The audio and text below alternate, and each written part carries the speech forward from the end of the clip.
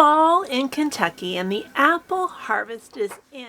Now we recently visited our favorite orchard and picked up 1.5 bushels of apples, and it's time to preserve them.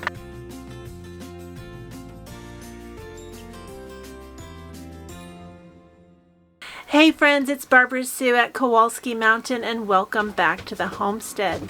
Now I have been waiting to buy my apples at Jackson's Orchard for my favorite varieties to come in, and they weren't all there, but I was able to get some great apples. And if you follow me at all, you know that I always buy the seconds. Now the seconds are imperfect apples. Here's an example of one that's a little shriveled up. Now I have been sitting on these for almost a week, which I probably shouldn't have done, but I just didn't have time to get to them. Now I'm going to be preserving these apples in several different ways, so come along and see what we're going to do. Now today, for all of the tasks that I'm going to be doing with my apples, I am going to peel them first, and I have an apple core peeler that does all the hard work for me. Now, technically for most of the things I'm doing today, I really don't have to peel or core, but it's my preference. Now the first thing I'm going to be making today with 1/2 bushel of the Fuji apples is apple juice. Now when we were at Jackson's Orchard, Philip always likes to stop and talk to Jonathan, and he is the manager of Jackson's Orchard, and he's 3rd generation to run this orchard. Now I asked Jonathan what would be the best apples that we had in the seconds section that could be used for juice, and he said Fuji hands down is going to make the sweetest juice.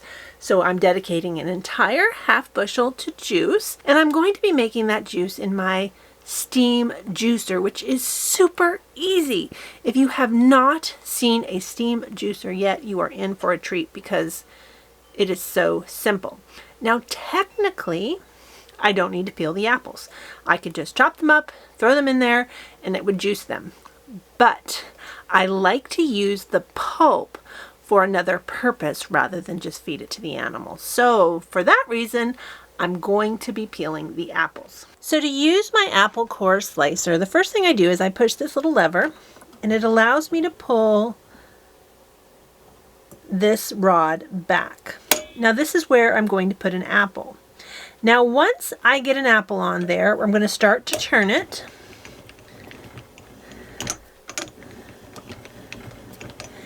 And once it hits this section, this is going to peel the apple. Now as it continues to turn, the apple is being peeled. It reaches this section. And right here, this starts to cut into the apple, which is going to slice it. Now, as I turn it, the apple will be sliced into slices into a long spiral. So let's see it in action. All right, so here's my apple. We're going to place that as centered right on the core, right here on the end. And then I can use the lever to fast forward. Now I'm going to start turning. Now you can see that the apple is starting to be peeled.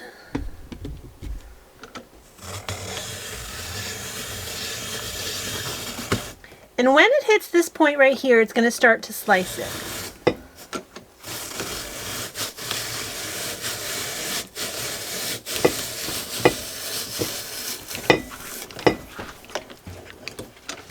Now I can pull that off. And here's my apple slices.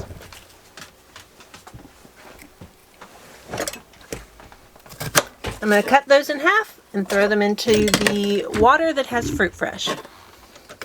Friends, when I used to do videos, when I first started doing YouTube, I was very conscious of always having a pristine kitchen. But that's just not feasible. For one, this is an RV kitchen. This is my entire kitchen, and this right here is my counter space that I have to work in. This is a full-blown homestead. I make cheese, I make bread, I make all of our condiments, I make all of our food right here in this little space. And so it's just not practical to present to you a pristine kitchen. So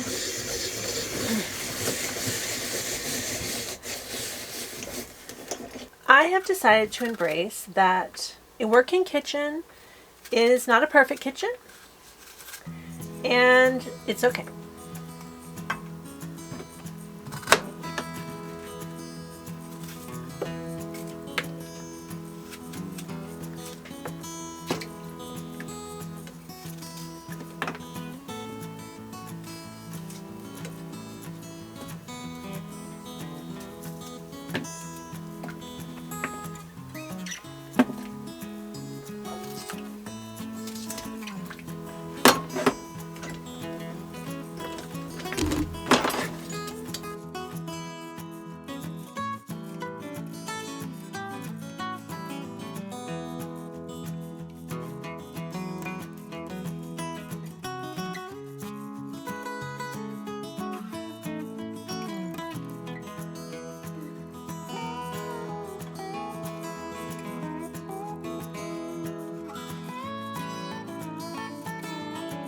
All right, now I have moved to the outdoor kitchen to start juicing my apples. Now normally I kind of hide from the sun when I'm working outside, but today I'm hiding from the wind. And so I placed my stove right here near our wood pile so that I don't have to shield it so much from the wind. Now, if you've never used a steam juicer before, it has 3 parts. This bottom part is full of water, and you bring that to a boil to create steam. The second part is the juice collection reservoir, and it has a hole in the middle that allows the steam to come up through this section. And then you'll see right here it has a tube that I just hang on there, and that's how we drain the juice. Now the final part is the fruit basket, and that's where all the apples started for this process. Now this has been cooking maybe 30 minutes, and I need to do some maintenance. The first thing I need to do is check the water level. I'm going to take this off and just set it to the side.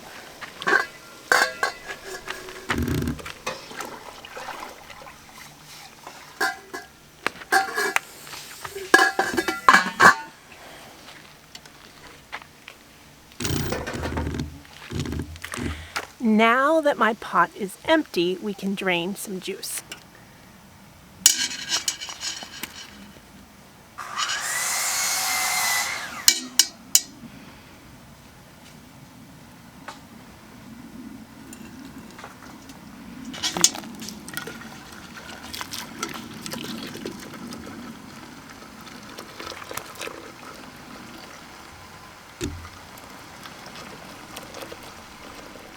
I've moved to the outdoor kitchen,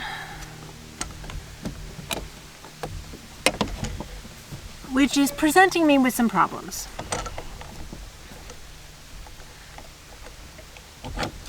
First off, the bees have already found me, and I've been out here for like 10 minutes. But the second problem I have is my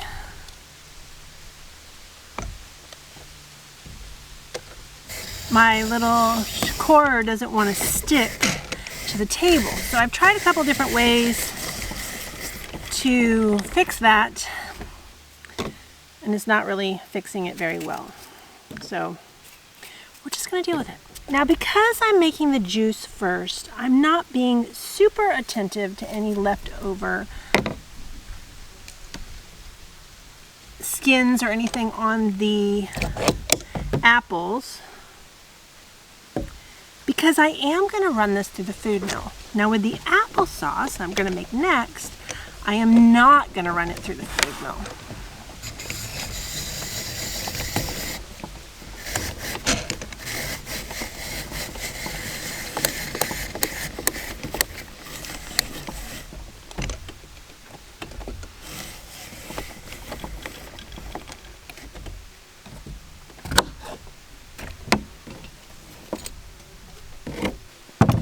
Now at this point, I'm going to start preparing the apples for applesauce. Now I like a cooked applesauce, meaning I let this applesauce cook down for hours until it reaches a applesauce consistency. Now you can make applesauce much faster with a food mill. And maybe with some food mills that allow you to choose the fineness of your applesauce, that might be fine. I've actually only made applesauce one time with the food mill, and none of us liked it. Now the applesauce that I made in the food mill had a very fine consistency like baby food, and none of us liked it.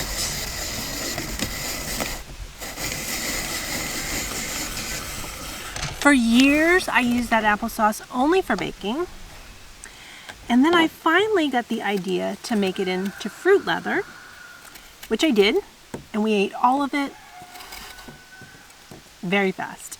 We love fruit leather, so that is definitely something that's going to be on the list to do with these apples.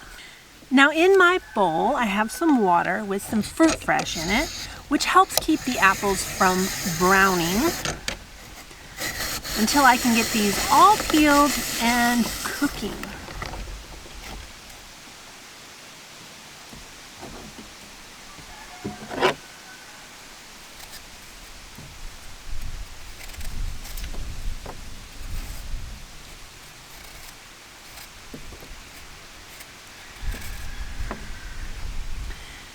Now because I buy apples that are seconds, that means I need to be watching for bruised fruit,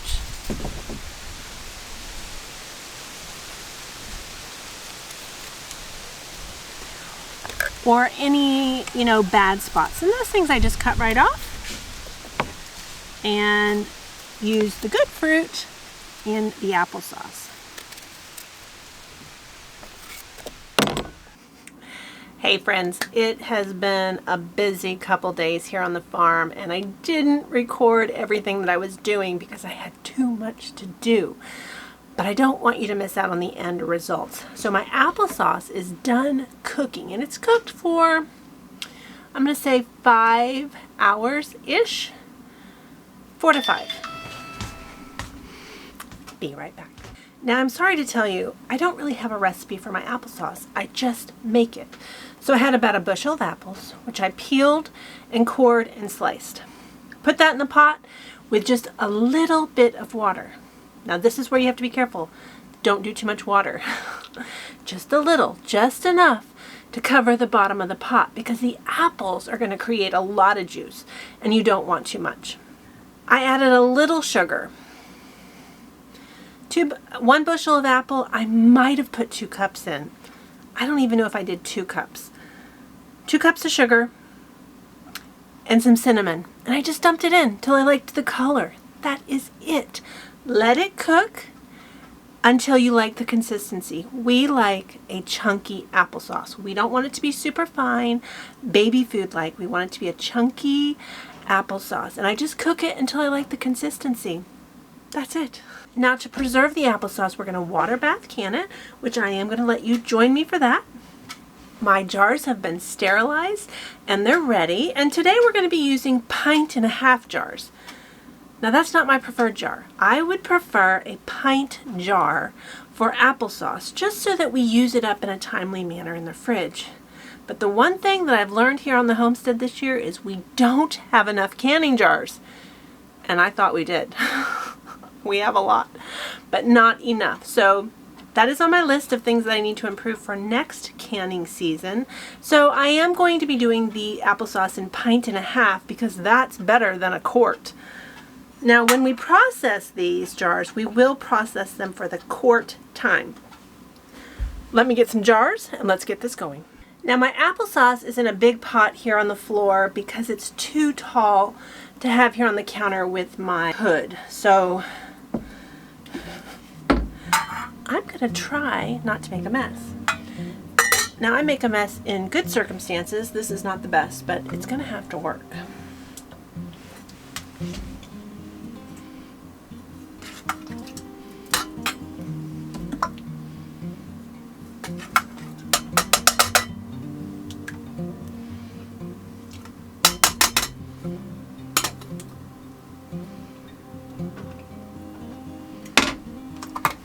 I have my bubble wand.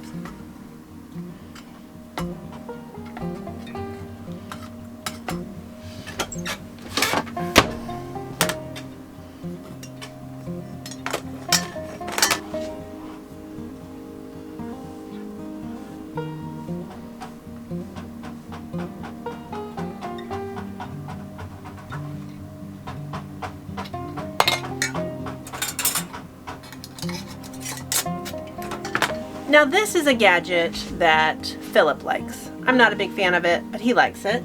You put it on here, and then you turn until the handle gives, and that way you don't over tighten it. I think I can do it without doing that, but he thinks I need to. I'm not going to say anything ugly.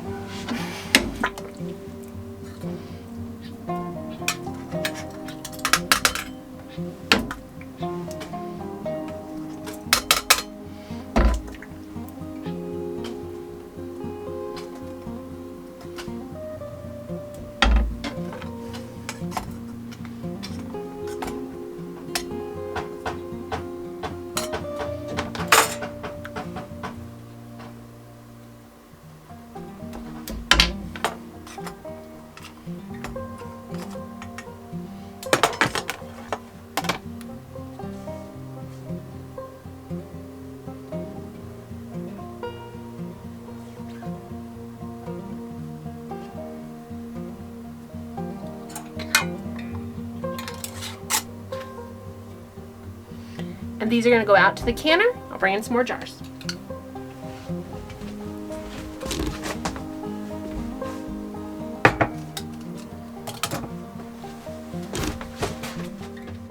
Oh, I didn't update you. This was part of my stresses yesterday.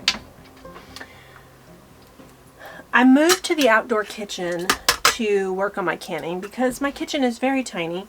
And it can be really hard to work in this space when I'm doing really big projects.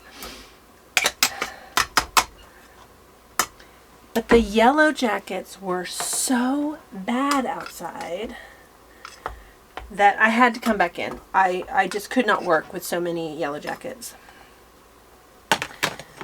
Now, if you follow us regularly, you'll remember that when we first moved here to Kentucky, I got stung by a bee. One of our honeybees. It wasn't even a yellow jacket. And my face swelled up really, really badly. I'll see if I can find a picture. It was terrible. So because of that, I'm super gun shy when it comes to the bees and things. And we have a very busy weekend this weekend. I cannot have my face swelled up. I need to be able to speak to the public. And not going to do that with a swollen face. So it pushed me back inside to work, and that kind of frustrated me.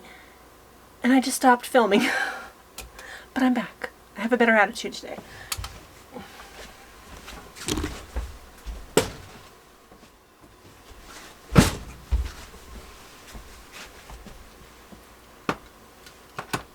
Now with the new USDA guidelines, if you are canning something that processes, I believe, for more than 10 minutes, you do not have to sterilize your jars in advance. I always do.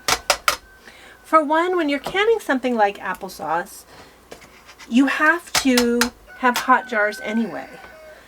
I have hot sauce. I need hot jars. What's 10 minutes? It doesn't take long to properly sterilize a jar, and I just feel better about it. But just so you know, that guideline has changed, and it's no longer necessary to sterilize your jars if you are canning for more than the minimum.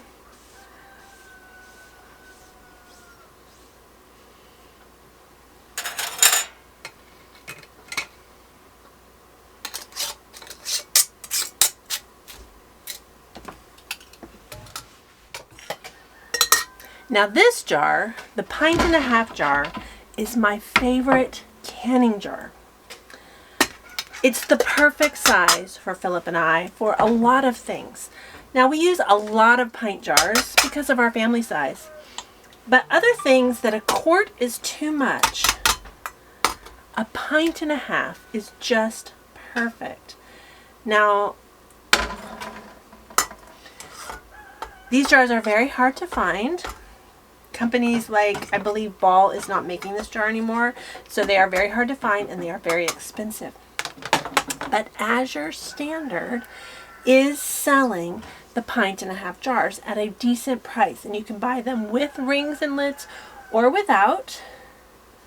And if you're like me, you already have a ton of rings, so you don't really need more rings, but you just want the jars. Azure has an amazing price, and I missed the sale, so I'm going to be watching for when they go on sale again, and I am going to stock up on my 1.5 pint jars.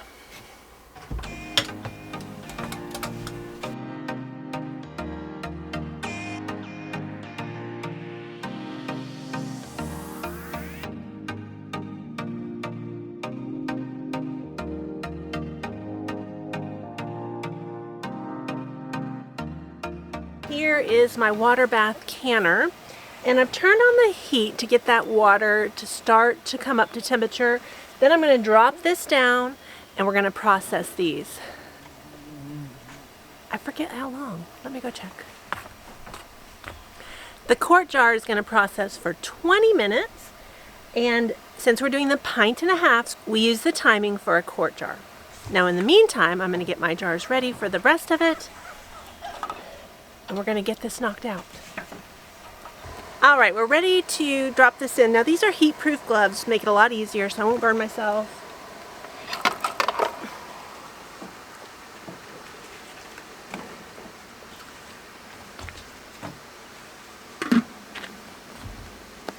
Now once this comes to a boil, we're going to process it for 20 minutes. Now while that applesauce is processing, let's talk about the other things that I'm making with the apples.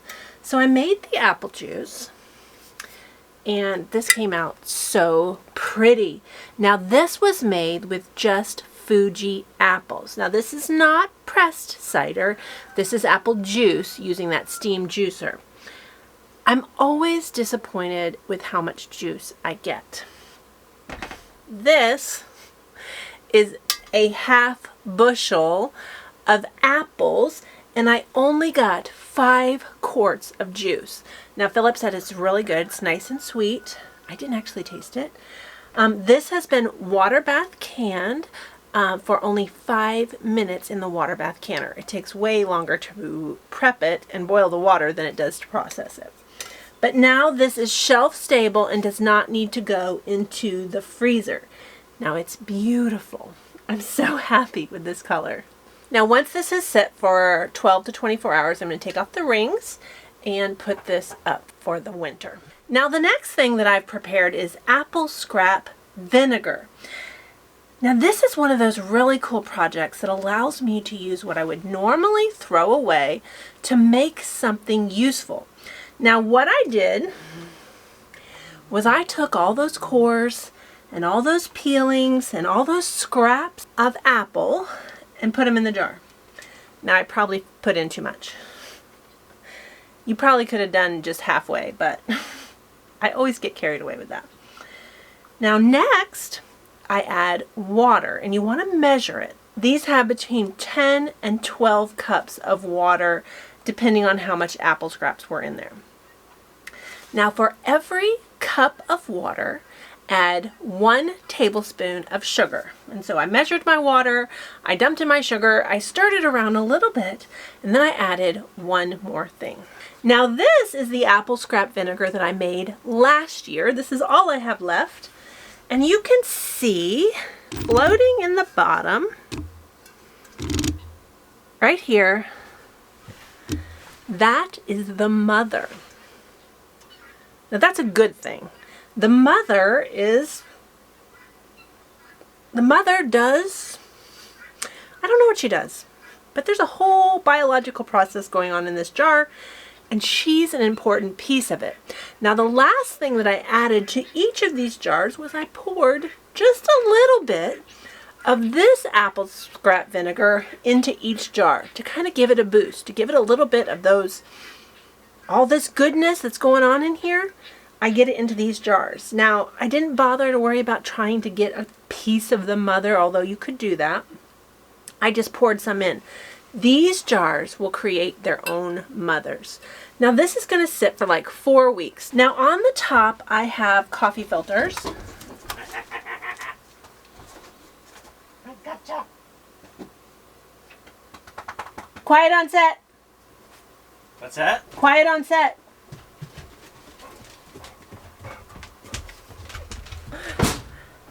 Now on top of these jars I have coffee filters, which are secured by a rubber band. You could also use, Roxy hush. You could also use a light towel and cover them up. Now once a week or so I'm going to get into these, give them a little stir. You want to watch for mold. You don't want them to mold. You just kind of watch for that, and you let these sit for about 4 weeks. Now when that time is up, you can strain out all the apples and leave the juice. At that time, put a solid cover on it. Otherwise, your apple cider vinegar that you spent so much time making will evaporate into the air. Now, not only do I use this for us, I also feed it to the chickens. Now, I really wanted to do a 5-gallon bucket, but I don't have an extra bucket. So 3 gallons it is. Now, when I strain this, all of these things will go to the chickens and the pigs.